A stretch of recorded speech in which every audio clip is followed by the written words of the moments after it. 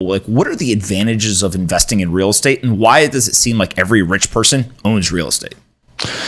Yeah, real estate is an asset class that slowly appreciates over time. I mean, you 2-3% a year adds up, but the beautiful thing about it is that you can amplify it with leverage. Not very many people trade stock or Bitcoin on margin. I don't recommend that, but a real estate asset, you can touch it, you can feel it. You can sign leases that are longer term, so it's more secure, and therefore banks are willing to loan 60, 70, 80% of the value. So, if your asset's appreciating at 5% a year, but you only put in 25% of the money, your 25% is really appreciating at 20% a year, right? Because you're getting appreciation even on that part that the bank bought. So over time, if you can operate real estate and you can find a way to make money on it, it's a beautiful thing, because commercial real estate, that's what I'm in. It's a little different in the single family rental, where they kind of look at what the guy down the street bought a house for with a similar dimensions. But in commercial real estate, it's valued based on how much money it makes, which is something great for somebody who loves operating business and finding a way to make a piece of real estate make more money. And then when it gets more valuable, that's when the magic starts to happen with real estate, and you can really compound and grow. Absolutely. And then when you think of kind of the lay of the land in real estate, I think most people just think of commercial and residential. Is that an accurate kind of framework, or are there other components that you would add in there?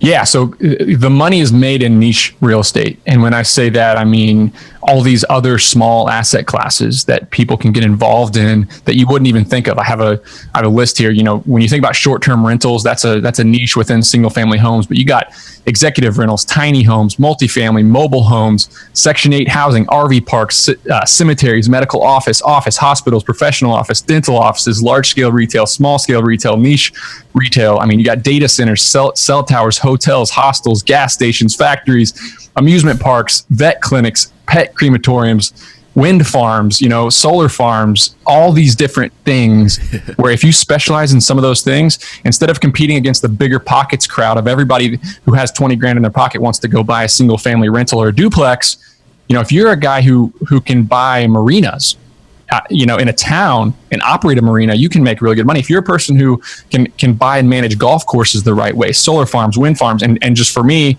I happen to get into self-storage, which I like. I love it as a business model.